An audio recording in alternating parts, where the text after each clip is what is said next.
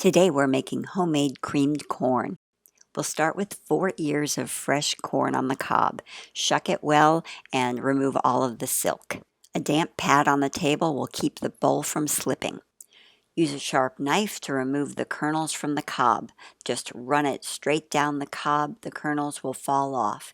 And then turn the knife over and use the back to scrape the milk out of the cob. This is just to get all the excess juices and liquid because it's got flavor. If you have a corn stripper, that works here too. Put half of the corn into a blender and reserve the other half for later. Blend it until it's smooth and creamy. It should only take about 15 to 20 seconds to do this.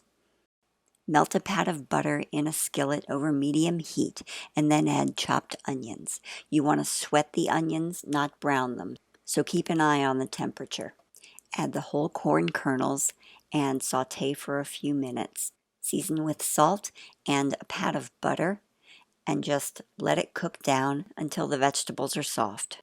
Add the corn puree back to the pan and give it a good stir and cook it for a few minutes and it'll start to thicken up. Add half a cup of cream to the corn, and this is what makes it a creamed corn. Give it a stir and let it bubble and thicken just a little bit. Season the creamed corn with a little black pepper, and if it needs more salt, you can add some. And that's it. This beautiful homemade creamed corn goes great with everything from steak to pork chops, chicken and seafood, you name it. Enjoy.